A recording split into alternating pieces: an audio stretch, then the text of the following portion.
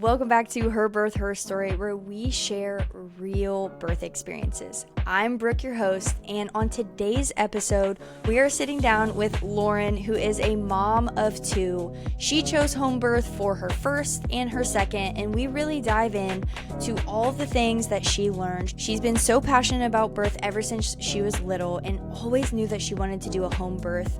And we really get into what changed from her first to her second and the expectations that she had to lay down and just surrender to the Lord. We also get into her second home birth and how, even though the Lord answered a lot of things during her birth and it was a great experience, it took a turn at the end to where she was experiencing postpartum hemorrhaging. And we jump into how the Lord stayed so near to her and how her midwife really helped her through all of that and how she overcame this traumatic instance. We also jump into more of her professional background as she works into the birthing space as a birth photographer and a doula. And in case you needed to know, no, birth photographers do not just take pictures of women in their most vulnerable position having a baby. They capture moments, they capture the intimacy of the day or just the labor in those very special moments. So we are holding space for Lauren's story.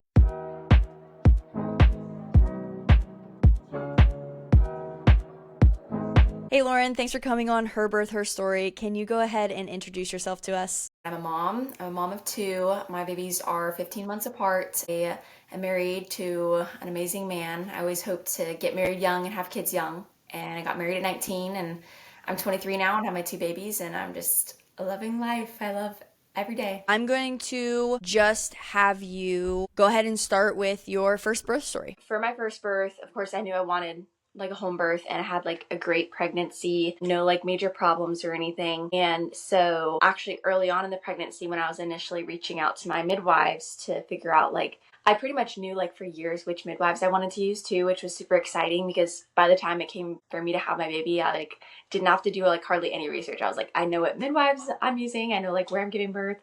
And so it was like super easy. Whenever I tried to leave my OB though, she was like not happy about it. Totally like tried to fearmonger me out of it. I had my first baby actually. My daughter we lost at 9 weeks. And so whenever I told my OB, whenever I came in for my 8-week appointment with my son, I was like, so this is probably going to be like my last appointment as far as prenatal care. Like I'm going to have a home birth. And she was like so mean to me. She was like, I absolutely would not recommend that. Like I don't want to see you like lose another baby because you just want to have birth at home. And I was like, okay, well, the fact that I had a 9-week loss like has nothing to do with like, that's not like a full-term loss. It had nothing to do with like home birth. And it was like so rude and like so like left field. And so like I haven't even been back to her like since then. So I didn't let it faze me at all. I was like, yeah, I don't really like care what you say. Like I'm having the home birth. So that was my last appointment with her. And I started seeing my midwives from then on. And the experience was amazing. Like I just love the midwifery model cares, or model of care so much more than like your typical OB appointments. So anyways, all that being said, my pregnancy was great. Super smooth. I knew like first time moms usually go super overdue. So I was like so in it mentally, like for the long run. And my mom was like 10 days overdue with all of us. Wow. So I was like so ready to have like a long pregnancy and like so mentally prepared. And then I went into labor at 38 weeks and 6 days. And I was like super shocked. I had actually been having prodromal labor for about a week. I thought I was in labor the week before and it was like almost 20 hours of like super timeable, consistent contractions. And I was like, wow, I'm gonna have my baby at like 38 weeks. And then it fizzled out and it didn't happen. So then again, I was thinking, okay, it's okay. I'm gonna go to like 42 weeks and that's fine. And so it was on a Saturday that I went into labor. But the night before, this is super implemental to the story because it affected me like during my birth. My husband and I were at he was actually playing soccer. He plays like pickup games in Orlando and he like broke his leg, his knee. He like exploded his MCL like completely. It was 100% tear. Oof. And his ACL tore and his meniscus, like literally his whole knee was just wrecked. Yikes. And so we went to the urgent care like the next morning, Saturday morning, and I kind of started having contractions throughout the day. And there was just like a lot going on with his knee and like trying to figure out like what to do. And so we were like, well, like the orthopedic isn't open on the weekends anyways. We'll just call them like on Monday or whatever. So all he had was like crutches and a brace, like no real care yet at all, because we Yeah. had only gone urgent care and they like only do so much. That night, like I was starting labor and I was really in denial for a long time because I'd had so much prodromal labor on and off that whole week, that I was like, I don't think it's real. I'm like, I don't want to get my hopes up like I did last week. So we just continued with the day. We'd gone over to a family member's house about an hour away to have dinner, and we got back late, like around 10. And by then I was like, this is real. Like I can tell this is different. Like this is real labor. But I didn't tell my husband yet because I didn't want him to like get his hopes up, and I wanted him to be able to sleep because he was also hurting so much. So I just stayed up, and then like around 1 a.m. my water broke and things like took off from there, like immediately heightened. So I waited probably like an hour to tell him that my water broke because he was sleeping. So I just like showered and like kind of did my own thing. And then I was like, maybe I might meet him now. Like if things are getting real. I woke him up and I'm like, hey, my water broke. We should call the midwives. And so we called the midwives. They came a couple hours later and they checked me, and I was in so much pain. Like I thought for sure I was like gonna have a baby like any minute. I was like, this is amazing. This labor is going so fast. Like my water already broke.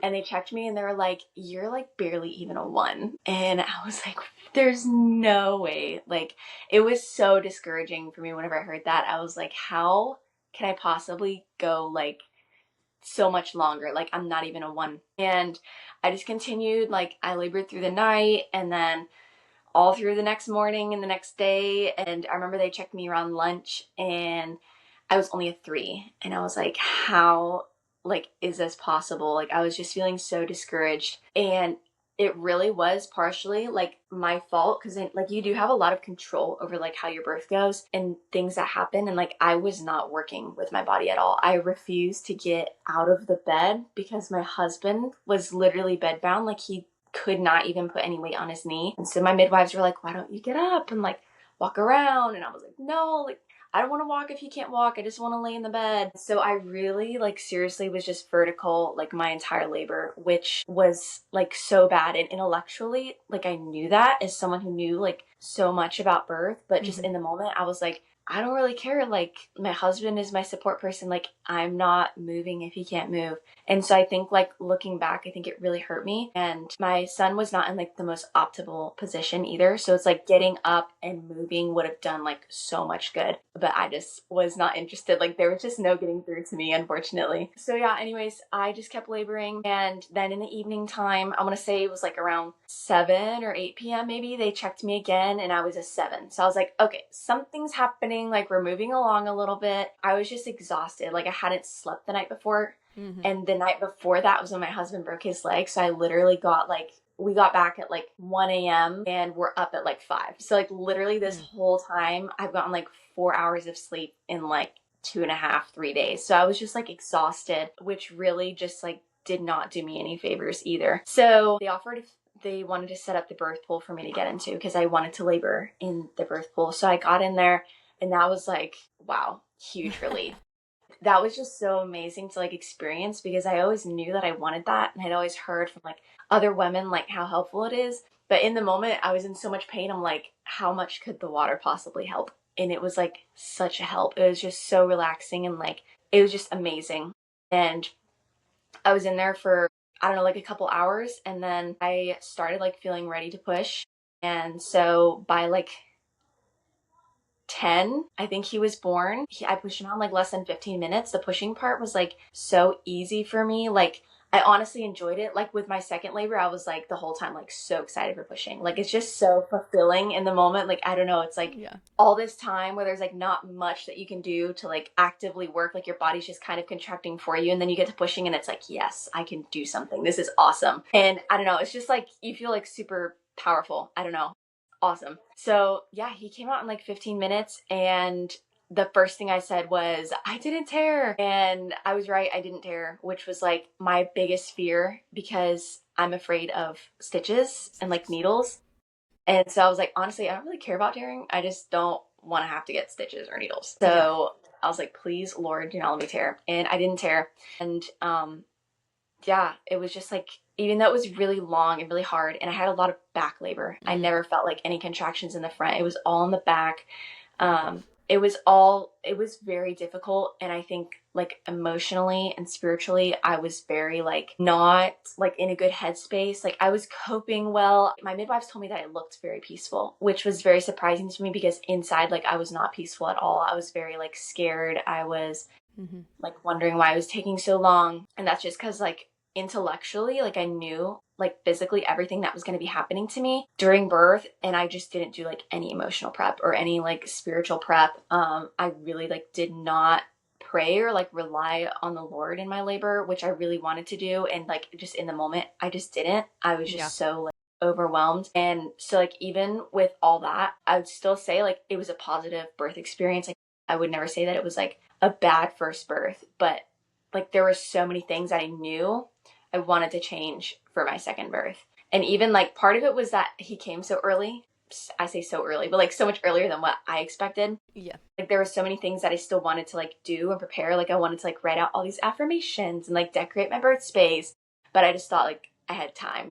In my head, I was going to like 42 weeks. And so like I just never even got to do any of that. And so I think like not having any of that stuff that I really did want, but I just kind of procrastinated on, just really like ended up hurting me in the end. So it was a positive experience. It was a beautiful birth, but like going into my second, there were a lot of things that I knew that I wanted to do very differently. Yeah, no, that's really good. What were the biggest lessons or takeaways that shaped how you approached pregnancy and birth the second time around then? Pregnancy, I didn't change too much. I felt like my first pregnancy went very smooth. Maybe the one thing that I did change is like nutrition. I am not like a nutritionist by any means. I don't really know that much, but I just do know that I ate more and I ate better in my second pregnancy. Like I've always been just kind of like, my mom jokingly called me like a bird growing up because I would just kind of pick at stuff throughout the day. And that's how I was with my first pregnancy. And with my second, I was like, I really need to be like more intentional with what I'm eating and like really prioritize protein. And I was also breastfeeding my son for the entire first trimester. And so I was like trying to get as many calories and good calories and protein as possible. So that was like the biggest change I made as far as pregnancy goes. And then as far as the birth, like the biggest things that I wanted to change was preparing more and preparing earlier. Then I also didn't want to do any cervical checks or look at any clocks during my labor. And actually, I'll take that back. I was okay with cervical checks for my midwives to know, but I didn't want them to tell me what it was. So I was like okay with a couple as long as they didn't tell me like where I was at. I didn't want to know because that was like a huge mental blockade for me in my first labor.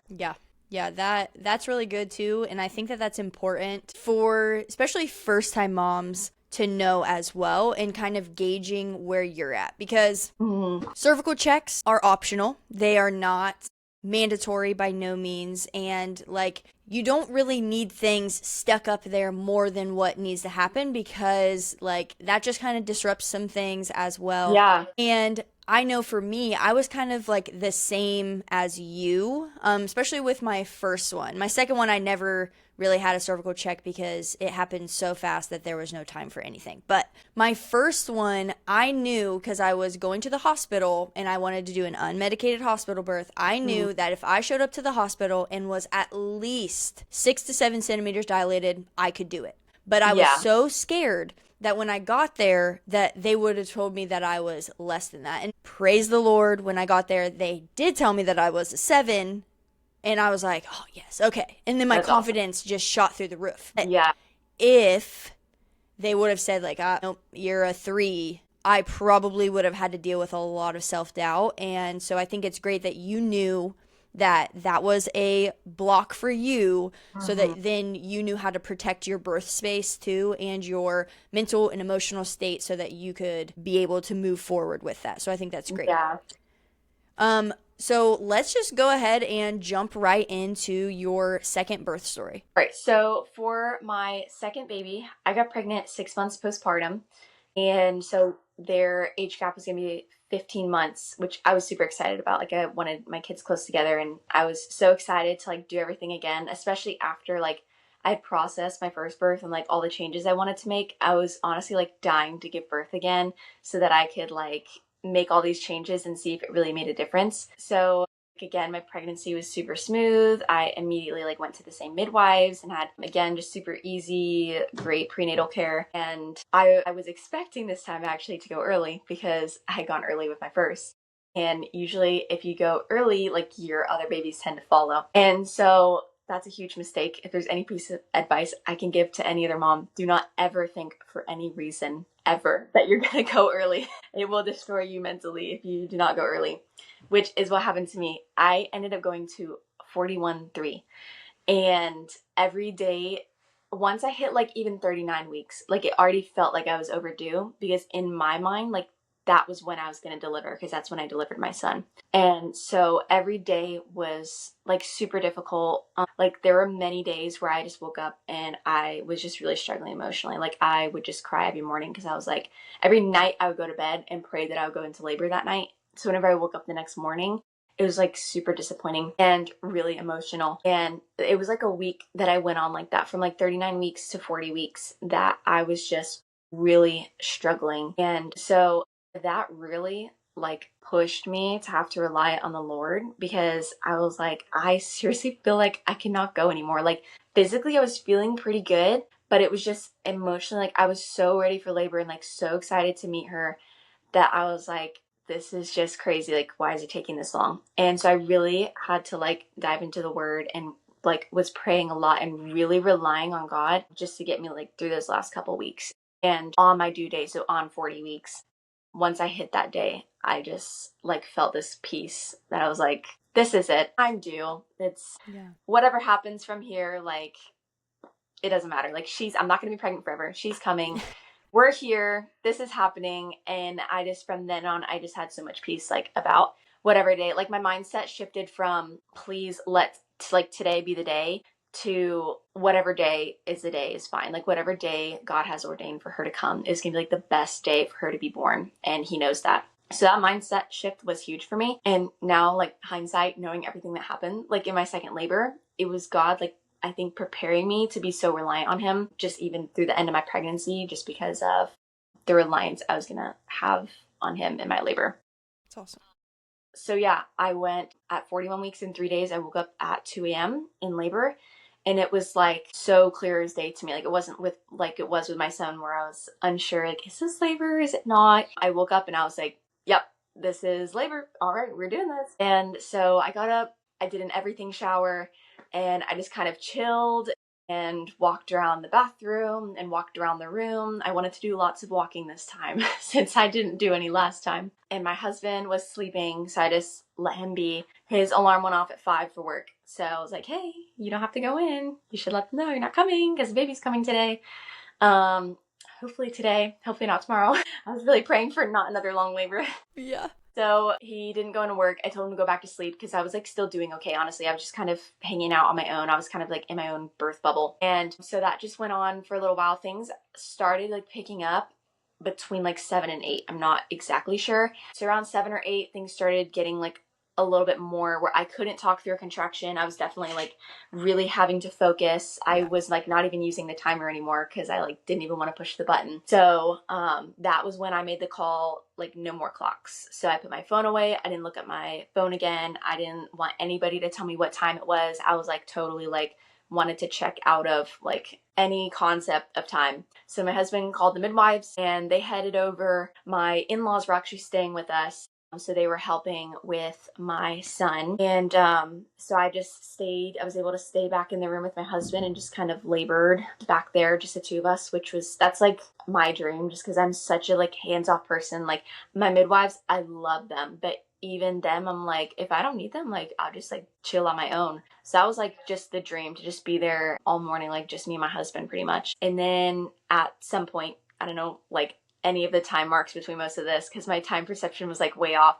But a little while later, I would guess it was probably like 2 or 3 hours, I moved into our bathtub just to get some kind of relaxing relief, and I had like fairy lights set up in there and a diffuser and candles, like just awesome vibe compared to last time where I had nothing. And I had also put together like my own personal birth worship playlist with like some of my favorite songs. And so I had that playing in there, and I was chilling in the tub, and I had my birth comb, and I just remember thinking in there like, this is awesome right now. Like this is like a core memory. Like I was just singing to my favorite songs, even through contractions. And like, it was just so like peaceful and blissful. And like, I never would have thought that my labor was going to be like this after like the hard first labor that I had. And so I just remember being in that moment and being like, this is awesome. Like, this is great. I'll do this again for sure. And so I was in there for a little while, and my midwives had actually gotten there while I was in the tub. And so they asked me if they could check me, and I was like, sure, like, just don't tell me what it is. And so I got out and they checked me,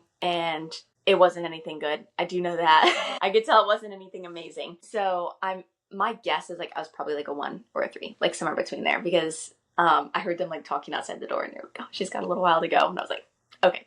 But I really did not let myself get discouraged. Like, I was really, even knowing that, I was like in such a good headspace this time that even hearing that, I was like, it's fine. Like, I can change that. Let's get up, walk, let's move around. And so I got up and I just started walking like laps around our island in the kitchen. And I'm pretty sure I only did that for like an hour. And it really did not feel long, maybe an hour. And everything was like getting really more intense, like much quicker. So they asked if they could check me again. And I was like, sure. So they checked me, and my midwife, she knows me well. So she knew I would want to know. She was like, do you want to know what it is? And I was like, do I want to know? She's like, you want to know? I was like, what is it? She's like, you're like a 9.5. You're like almost complete. Oof. And I was so happy. I burst into tears, and I just started like thanking God. I was like, thank you. Like, this is amazing. Like, I cannot believe that I went from like something little to almost complete in like an hour just from walking. Yeah. And that was just like super, super encouraging. So then my mom brought my son in, and I hung out with him for a few minutes just because I knew like things were going to get real soon. So he cuddled with me on the bed for a little while, and I worked through some more contractions just in the room for a while they filled up the birth pool. And then I'm guessing around, again, time perception's so off, but maybe like an hour later, maybe an hour or two, I moved into the birth pool, which was set up in my daughter's nursery. And I had like twinkle lights everywhere, affirmations, diffuser, the birth music playlist again. And it was just like so blissful. It was just awesome. Definitely like contractions were really strong, close together. Like, I was really having to focus through them. Mm-hmm. But like my adrenaline was so low, like between contractions, I was like completely normal. I was just like smiling and laughing and hanging out, and then a contraction would come and I would be like, I'd have to really get through it. But like, I used so much more of the tools that I had in my toolbox this time. Like, I'm so proud. I don't think I clenched like my jaw a single time the whole labor. Like, I was so proud of that, because even in like my strongest contractions, I was like, my mouth is loose, my jaw is loose, I'm not getting tense. And so I just was able to stay like so relaxed. And I was in there again, maybe an hour would be my guess, before I was getting really tired. Like, I think I'd been in transition for a while. My transition with my daughter was definitely much longer than with my son. My son, it was very quick, almost not even noticeable. With her, I was in the like, I don't know how much longer I can do this phase for like probably 2 hours. Really? And my water still hadn't broken. So I asked my midwives, I'm like, if she's like low enough, can you just break her water? Because I know sometimes that can like speed it up. And that's probably like my only regret from this whole labor. She was like fully engaged. She was really low. And so there was like no risks for it for prolapse or anything. And so I was like, just do it. Like, let's just see if I feel pushy after this. Like, just break it. And there was no like bad side effects, because like I said, she was engaged and everything. But that was my regret, because something I specifically prayed for in my labor was for my water to not break early like it did last time. And I'll share more about that later. But God had answered that prayer and like kept it intact for so long. I really regret looking back that like I didn't trust him to just wait and see how much longer it would take for it to break. And like, I kind of rushed that part. So that's like my only regret, is that I let them break my water. It did work. Like, literally, I felt pushy immediately right away. I think it was just the last bit that she needed to just like come down all the way. And she was out in like 10 minutes after that. Again, like super easy pushing. Like, your second is like usually easier. So like, it was even easier than my son. And she came out, she had the cord around her neck. But that's like one of those things, like in the hospital, they'd be like, maybe like not familiar with or like freaking out, but my midwives were just like, just take it off of her neck. And so they just unwrapped it, and I pulled her up to my chest, and she screamed. I knew right out the gate that she was going to be our wild one, because my son came out, and I joked that he was just like, what? And my daughter was like this crazy eagle scream, and I was like, oh my goodness, here comes the crazy second child. So she came out and she was like already herself, so crazy and alert. And I didn't tear again, which was awesome. Always happy to not tear. So that was like a big blessing. And it was only 12 hours in total. So I actually, whenever she was born, I was like, what time is it? Like, I had no idea. And I guessed, and my guess was that it was noon. And it was actually 2 p.m. So the labor actually felt shorter to me than it actually was, with no concept of time, which surprised me. I really thought that they were going to tell me that it was earlier than it was, because I thought it would feel longer. But it didn't, which to me is just like super cool to think about. The construct of like time, like really looking at the clock constantly and thinking about like, oh, it's been this long and I've dilated this much, like it's going to be this much longer, you know, for me to dilate this much further. It really like does nothing but hurt you. And like my labor felt even shorter than what it was, just not knowing any of that. So they told me it was 2 p.m. and I was like, what? That's crazy. I thought it was like barely noon. So yeah, my labor was 12 hours compared to 30, my first one. So that was like just awesome to have like a shorter labor. After she was born, I had like, I had some complications, hemorrhaged really severely. And that was definitely like really scary, especially for someone who's like, so like, I don't like medical interventions, I don't like needles, and a lot of stuff started happening really fast. Like it was pretty quickly after she was born that the mood kind of changed, and they were like, you're having a lot of bleeding, like let's just get you to the bed so that we can see how much it is, just because it's hard to measure like in the water exactly how bad it is. And I remember like standing up and walking, and blood was literally just like dripping everywhere. And I was like, this did not happen with my first. Like, I hope this isn't serious. Like, the whole time in my mind, this is like so stupid, but just to be honest, the only thing on my mind was, I hope I don't have to get a shot, because I hate shots.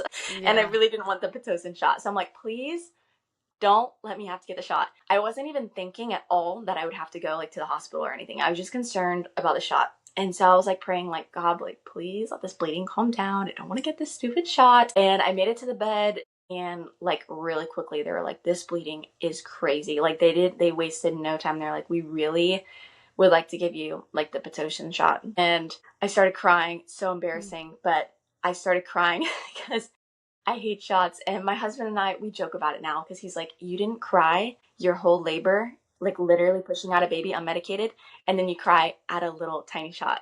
And I was like, babe, you don't understand.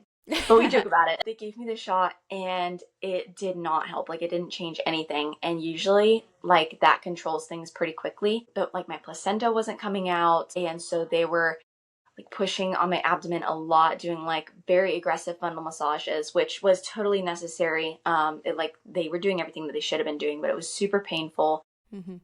And then they were getting like IVs started to put in, like IV Pitocin. And at this point, I have a lot of blurred memory because I really was super like out of it. But they were just doing a lot and like giving me a lot of stuff. And at this point, I still was not thinking like that I would go to the hospital. Like I was just thinking like, they're going to fix this. Like I'm going to be fine. They have all the stuff. And then my blood pressure reading was like 50/40. It was like so low. And my midwife was like, no, like call 911. Like she needs to go now. And I just felt like, I get goosebumps even thinking about it. It's like, I felt so defeated. Like I was so disappointed that I had to go. First of all, I'm scared of the hospital. I don't like all the things they do to you there. Like I said earlier, like I have a lot of traumatic childhood memories at the hospital. And I was like just so scared, honestly, about everything that was going to go down. I was scared about the ambulance ride and just everything. I was so disappointed. Like one of the biggest things that I was looking forward to with my second home birth, other than like making all these changes, was I was so excited to have the sweet postpartum time that I did with my son, but this time with my son there. So I was like so ready to like have like my husband help him cut the cord, or like to weigh her together and to change her first diaper, and just be like hanging out on the bed together. Because that was like so chill and laid back with my first. I was so excited for that with my daughter. And so like by the time they called 911 and everything, like I didn't even know how much she weighed. I had barely looked at her. Like I was so weak, I could barely hold her on my chest. And just like I was just so devastated. And then like the ambulance got there and they were like trying to help me as much as they could, and they couldn't even get their IVs in because my blood volume was so low, like all my veins had collapsed. And so I was just getting like poked over and over and over again. I'm like, every needle, like I hate the needles. And I was just like deteriorating on the inside. I was freaking out. And so then they took me in the ambulance, and my daughter like 30 minutes old, had to get put in her little baby car seat, which I was so upset about at the time. I'm like, she's 30 minutes old. She shouldn't be in a baby car seat already. Yeah. But they didn't want to send her in the ambulance with me because she didn't need care. So she had to go with my husband in the car. So I went to the hospital, and once I got in the ambulance, I feel like I accepted kind of what was going on. And I think some of the Pitocin and the drugs that they had given me finally started to kick in, and my bleeding had started to slow a little bit. I was also so cold. I was like literally shaking, and they had like a million blankets on me. But the ambulance was heated inside. Like it was literally like, it felt like 100 degrees. It was amazing. Everyone was sweating, but I was like thriving at that point. So I feel like once I got warm, I started to come back a little bit. And one of my midwives rode with me in the ambulance to the hospital, which was honestly, like, I think what made this whole experience, what kept it from being like truly traumatic, was having her there. Because like, I've known her for a few years now. She was there with my first. She knows like how I am with everything, and she knows like how much I didn't want this. And just having her there to explain everything to me, and to also help explain like my history to the paramedics, that I wouldn't really have to do anything. And even just to have like her presence was like so helpful. Like literally in the ambulance riding there, I was thinking like, this is why it's so important to like choose the right midwife, because I know that I'm sure there are midwives out there who wouldn't have even ridden with me to the hospital. So like, it meant so much that she came with me. And riding there, like, I had accepted like, this is happening again, and like, this is just reminded me of whenever I was waiting to give birth, and like, I had to just surrender to God. Like, this is happening. Like, I'm going to the hospital. I'm not changing this. And I really felt a lot of peace. And so then on the ride there, like, I just kind of chippered up a little bit, and I was like talking to my midwife, like, God answered some amazing prayers during this labor. And she was kind of like, girl, okay. So we're talking about this right now. And I was like, yeah, like, just sharing her like super, super specific things that I had prayed for. And I'll share that later on, like super specific prayers that I had asked for and even written down that he answered. And I was like, even in that moment where like, it felt like everything was falling apart because I was going to the hospital and I didn't know it was going to happen, I was still like, wow, like God answered some of these other prayers like really amazingly. Like, he's going to take care of me. So anyways, we got to the hospital and got everything sorted out. I still don't remember a lot of like what happened whenever we got there, but I like really didn't want a blood transfusion, like at all costs. So we waited as long as we could, and then I ended up getting an iron infusion instead, which helped so much. I really felt so much better after that. And so I only had to stay one night. They wanted to keep me a full 24 hours, which felt like a million days for someone who wanted to be like in my bed like 2 hours after giving birth. Like, I just wanted to go home so bad, but I waited until like they thought I was safe to go home. So I went home, and then everything was pretty good after that. I had like some later complications. I ended up having like some retained tissue, and I had sepsis, and it was just like, Wow. It turned wild.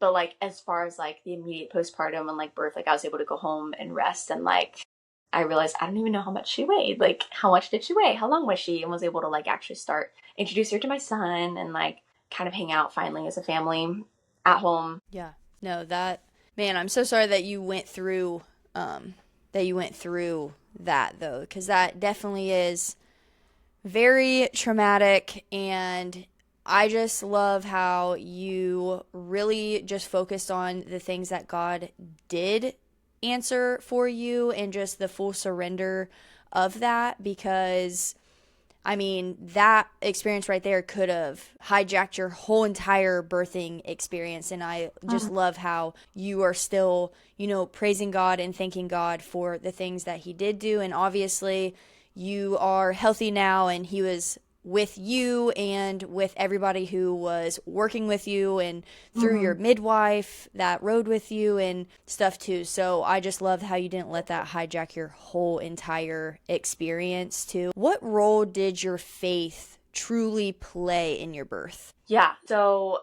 like, just like you said, in the preparation, huge, like the weeks leading up, and I started early this time since I expected to go early.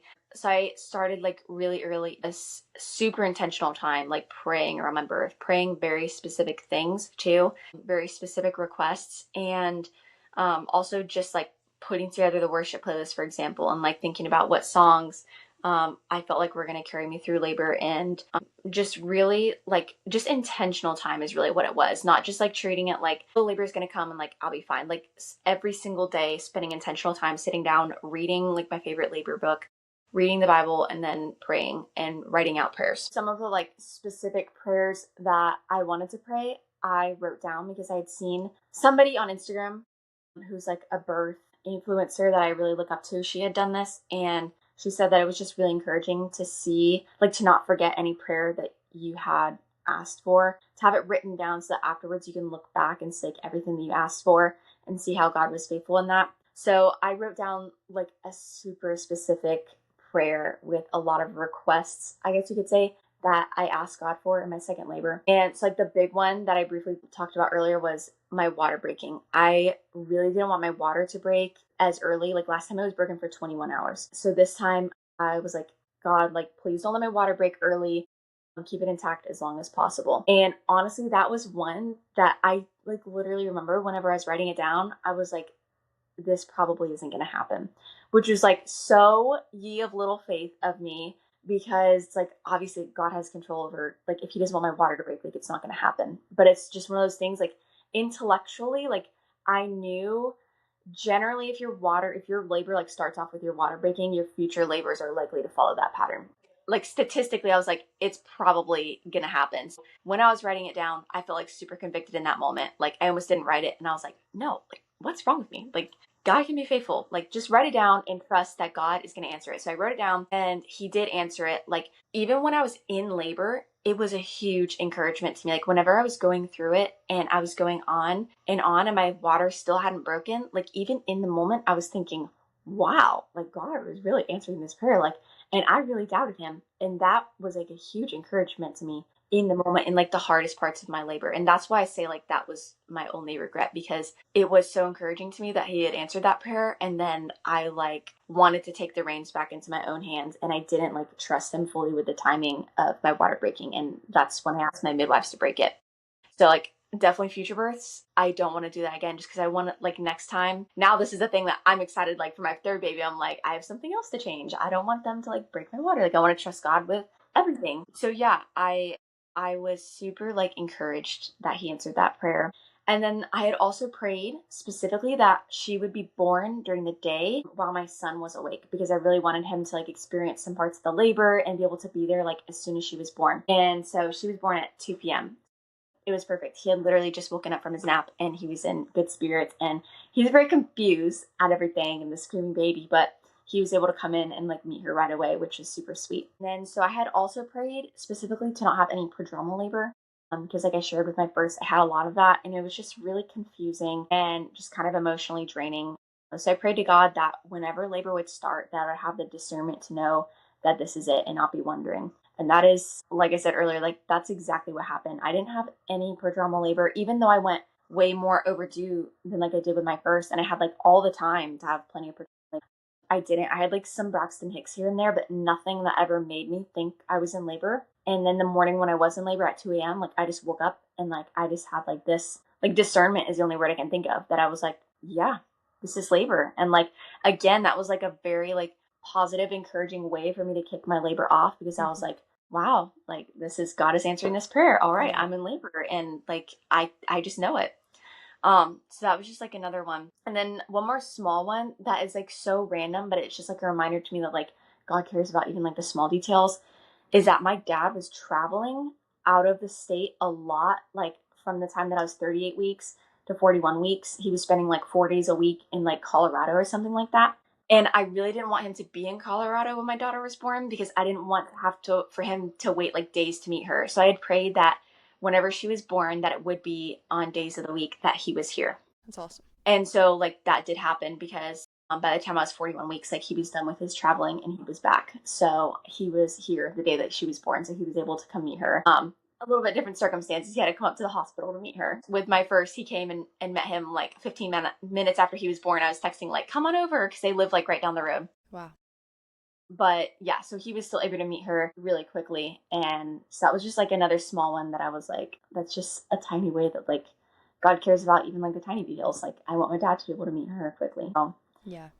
No, I love that. I feel like you still had ideas of how you wanted it to go, but you were still like kind of had your hand open as well, like for God's will no matter what. Like if he wants it to happen, great, and if he doesn't, great, but no matter what, you are going to be surrendered to him and his will. And I love that. I think that that helps make the birthing experience that much better too, because that surrender is, there's nothing like it. But even you being in like a better headspace, how'd you stay grounded when you were experiencing the postpartum hemorrhaging, and how did you really handle that emotionally and spiritually?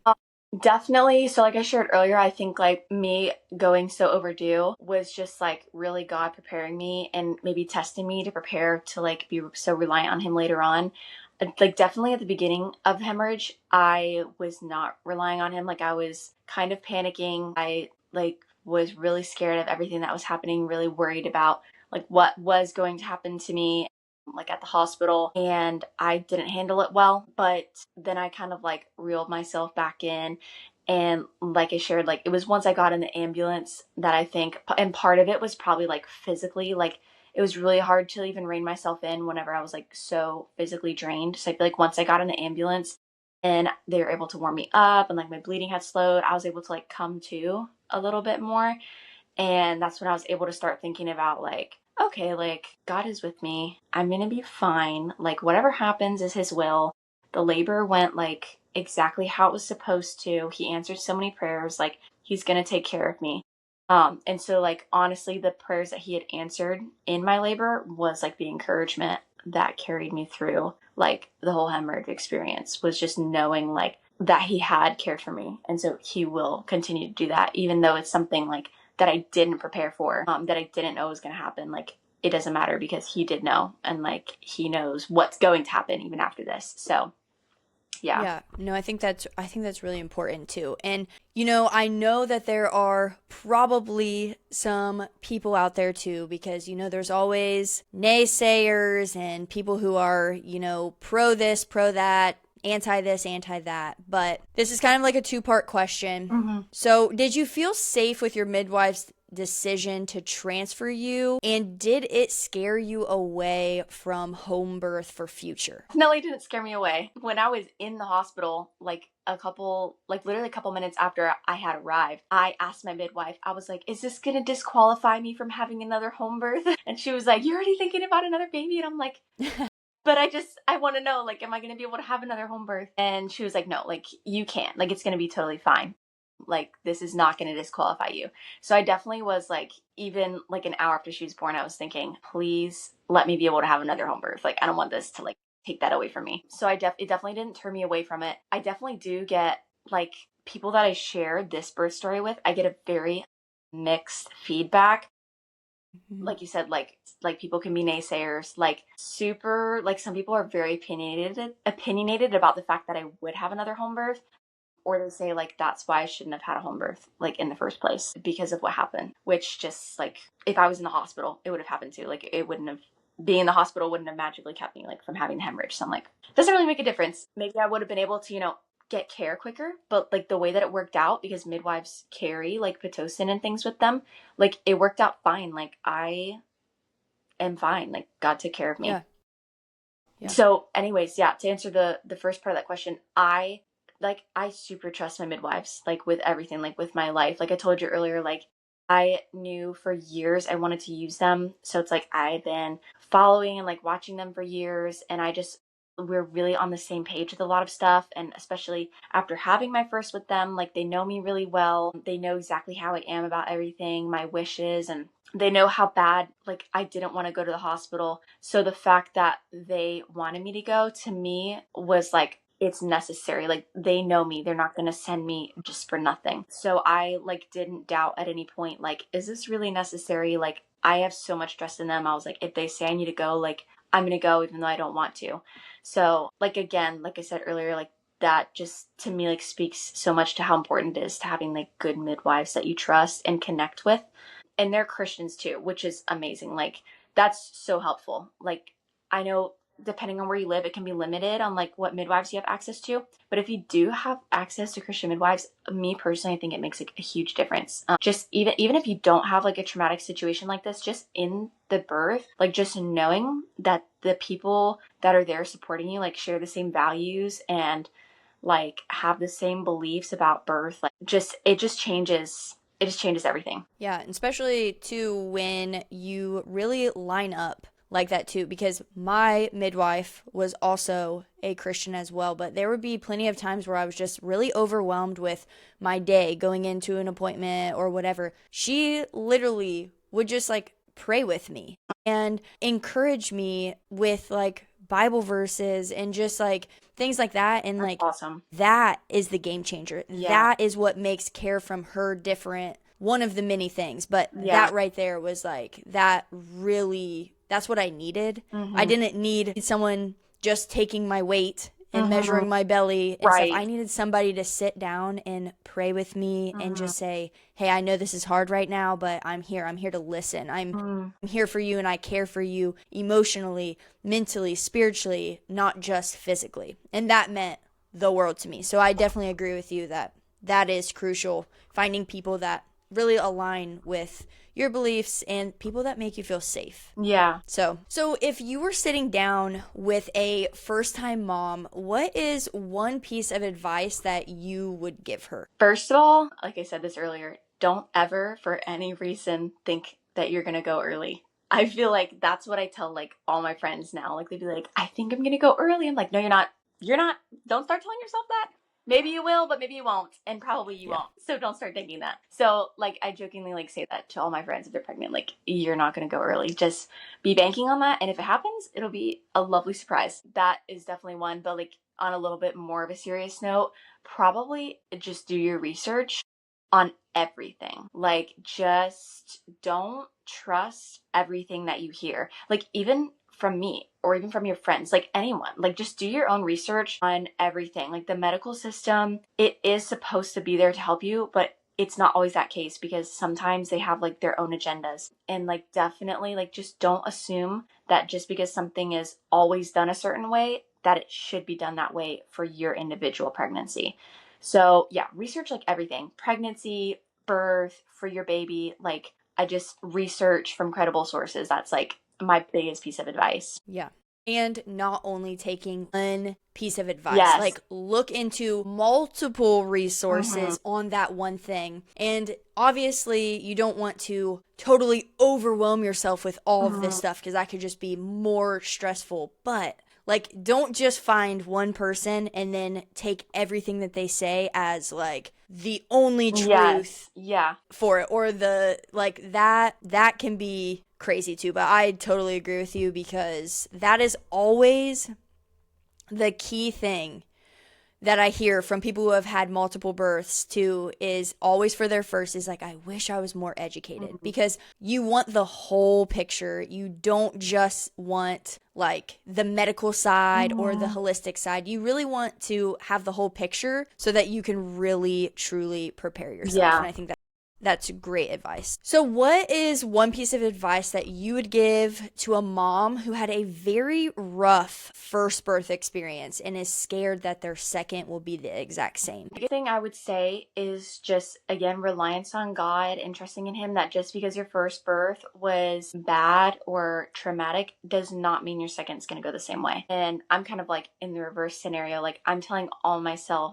this to myself right now after my second labor and everything that happened. What I have told myself looking forward to my next baby is that just because I had a hemorrhage with my second and everything like did not go as planned and it was very scary does not mean that it's going to happen again.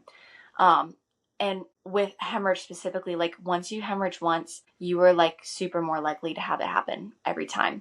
So I definitely have battled with this a little bit. Like I have had moments of where I'm really anxious thinking about like another labor. I'm thinking about going through all that again. But then it just brings me back to like the same thing with when my water didn't break. Like statistically, that was more likely to happen also, and it didn't. So just because I am more likely to hemorrhage again doesn't mean that God is not going to protect me from that.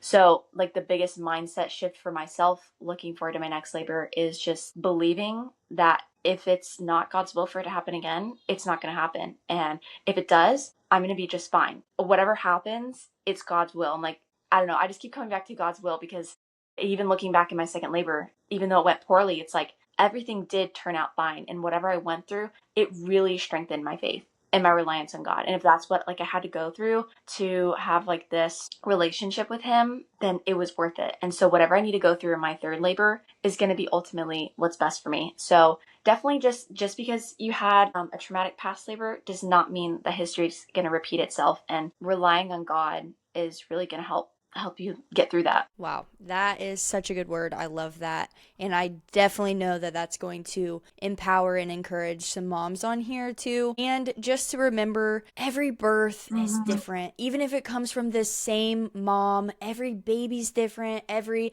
season of life is different too. That even if you prepare the same way every single time, that doesn't automatically equate the Yeah. same outcome. And I think that that is very important to realize too, that just because you did one thing doesn't mean that you automatically have to do that every Yeah. single time to equate the same birth. So now I kind of want to shift gears a little bit, because you do work as a professional in the birth space, and I think that your two titles, the things that you do in the birth space, are so cool and important. And so I want to start off with just talking about birth photography, because I have seen more moms really seeking out birth photography here recently, especially with home births, because why not? Why would you not want to capture such a important event in your life? But can you kind of start by just telling us, like, what is a birth photographer?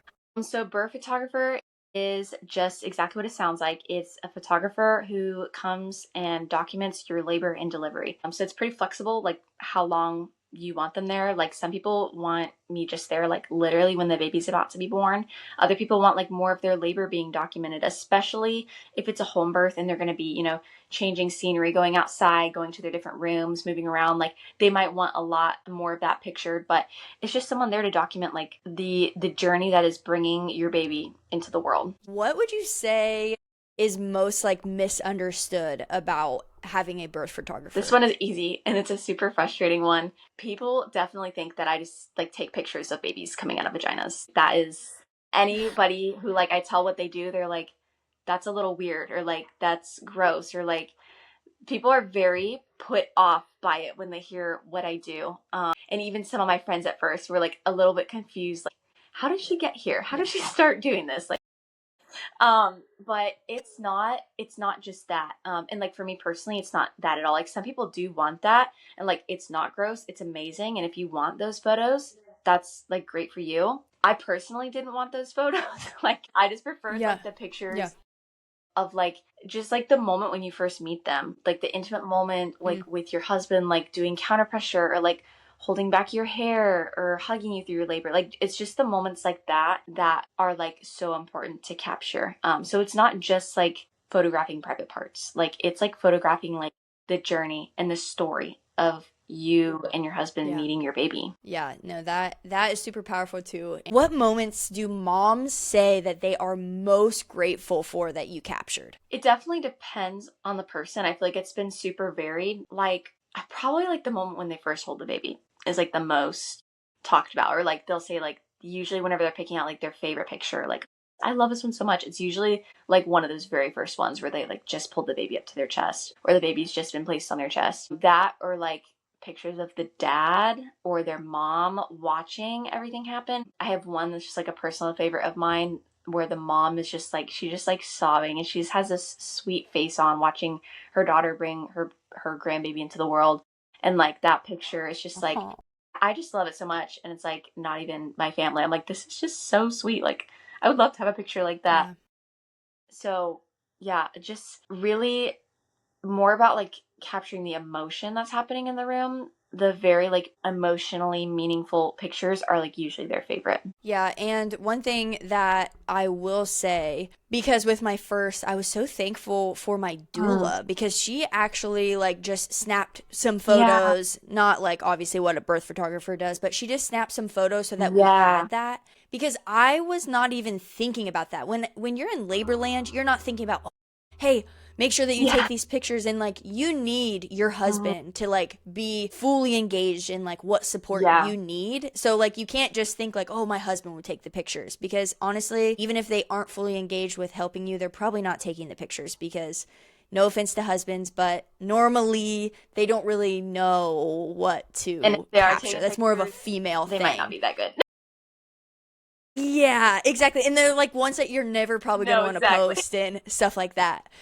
But I just remember I was so thankful for her doing that because I didn't even think about it. I had again, our GoPro was recording the whole thing because I definitely wanted to have the video to like just Mhm. relive that because that was a very special moment Yeah. for me, but just looking back and just like seeing some of the pictures that she took of like my husband and Mhm. I just in such like an intimate moment, like going through labor, something that's so hard and him Yeah. supporting me, like I still look back at Yeah. those photos 5 years later and I'm like, wow, like thank you so much for doing that. And I think a lot of misconceptions too when it comes to a birth photographer, they're like, why would you spend Mm. money on a birth photographer when somebody could just have a phone or whatever?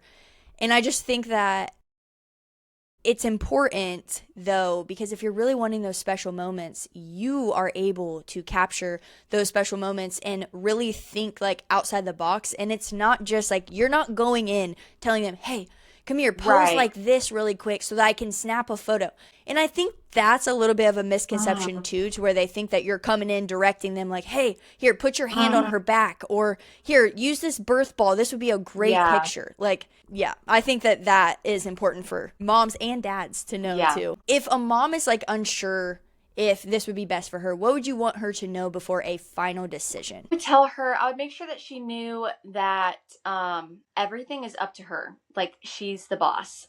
What she does want pictures of, what she doesn't want pictures of, completely up to her. Like I'm not just like a one package deal. Like you get, whatever I want to do is what I'm going to take pictures of. Like I'm super flexible with whatever she does or doesn't want photographed.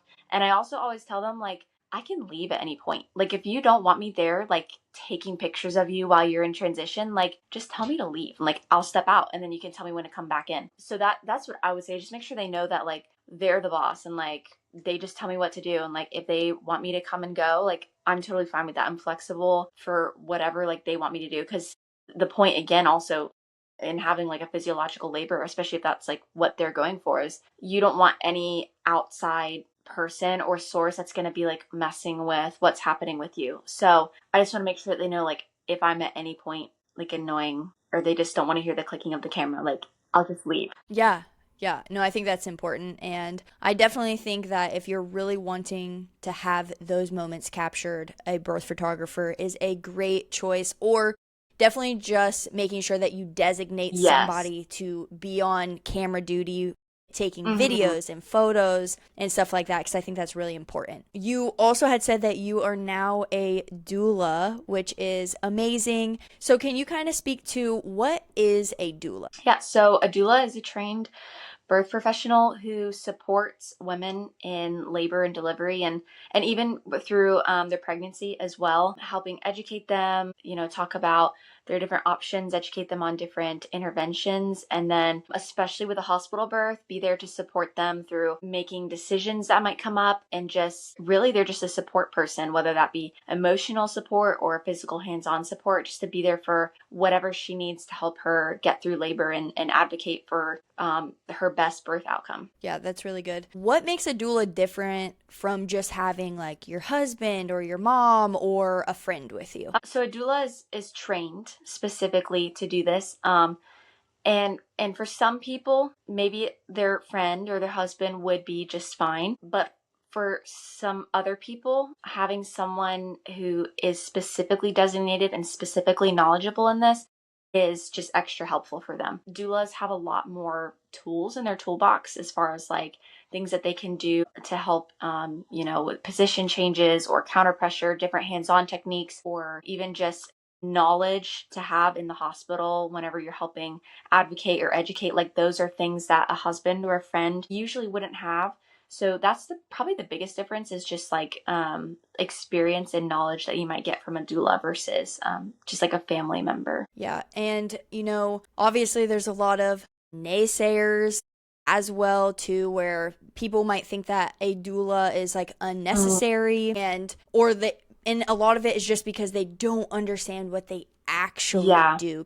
So can you kind of speak to what does an doula actually do during labor? So the biggest thing is just to be there and be available for literally whatever. Like you have to, as a doula, show up and be flexible and prepared to help with anything. Sometimes you might go there and like the mom is just rocking it and she's just doing her thing and she just needs to like hear affirmations, just hear you talking to her through every contraction. I was a doula for a mom who told me afterwards, like, that she remembers hearing my voice through literally every single contraction and it just like carried her through. And like that was what she needed, was just like to hear those words and that encouragement. Other moms might want more like physical hands-on support, so that might be hours of counter pressure, and like you just got to be ready for that. You got to come with your protein loaded up and strong wrists.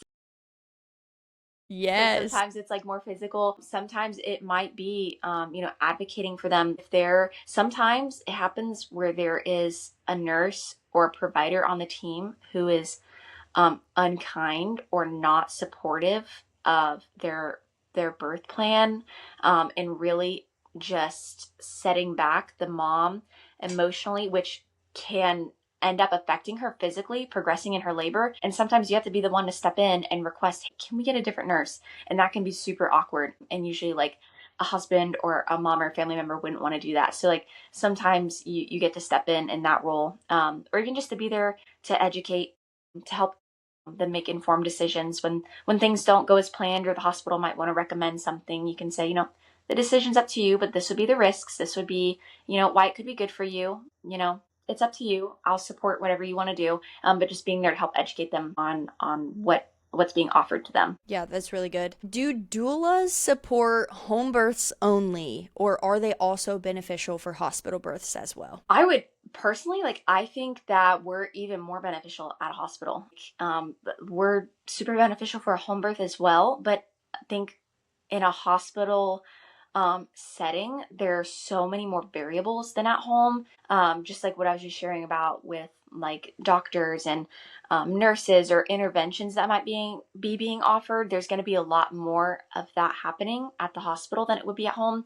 So, like, I would recommend definitely a doula even more if you're trying to have a natural birth in the hospital. They're going to be there to help encourage you. Like if the hospital staff is offering any sort of drugs to you, like they're going to be there to encourage you. Like, you can do this, like you're going to do it, just because they're offering it to you doesn't mean that you have to take it. Like, this is your birth. It's still up to you. And just being able to encourage and speak up for them. Yeah. And I think that's really important to talk about and say as well, because a lot of times I think people equate a doula to a home birth because it seems more like natural minded, stuff like that. But to be honest, doulas can even support moms even if they have an epidural, right? And even if you are like a C-section mom, there are still things that doulas can offer and help you with all of that, because their main focus is you as the mom, the lady that's birthing, like all about you. That's what their focus is. Their focus isn't the baby, the dad. It is you and taking care of you. And I think that that's a big misconception that people have about doulas, is that it's only for home birth. Yeah, you're absolutely right. And that's good of you to mention, like, it's not just natural birth. Like, we're to support whatever birth plan you choose. Because even with an epidural, like, you still need support in that, whether that's position changes because you can't move, and just help with that, or even just emotionally understanding the process of what's happening while you're getting the epidural. Like, there's just, no matter how you're birthing, like a doula can be super like implemental in getting you like the best, most positive birth experience. What would you say that having a doula does with changing your birth experience? It definitely gives you like a better chance at the best outcome. Whether that be, a natural physiological labor, having a doula is really going to increase your chances of succeeding in that and having a positive experience. Or even if you do have like a hard labor or things that you have to go through that you wouldn't have planned, having the doula there as an emotional support person or even talking you through everything that's going on so you don't feel lost or like all this stuff is happening to you and you don't understand what's going on. Even in like a more traumatic birth experience, a doula can help keep it from actually being truly traumatic just by being there and supporting you and walking you through like everything that's going on. So I would say they definitely increase your chances of having like a positive birth experience. Yeah, I definitely agree with that. So I like to close every episode with one question that I ask every mom. And that is, if you could speak one piece of empowering wisdom into the hearts of the mothers listening, what would that be? I would say the single most important thing that you can do is lean on Christ in your pregnancy, labor, and delivery. And if you don't know him, get to know him. That like he is the most important thing in every aspect of your life. So why shouldn't he be in your pregnancy, your labor and delivery, in your prep leading up to everything, in the moment, in your labor, during the birth, like just leaning on him. Like that was my big game changer from my first to second labor. And like, that's just what I would encourage every other woman to do, is just to truly lean on him. And even in my first labor, like I was a born again Christian. Like I was saved and I wanted to have him in my labor. I just didn't like prepare like enough to even remember to lean on him in the moment. So like doing the prep beforehand and even just having reminders, like literally written on the wall, pray, like just seeing that to be like, yes, I should be praying right now. Like that can be such an encouragement. So that would just be my advice. Like rely on the Lord and trust that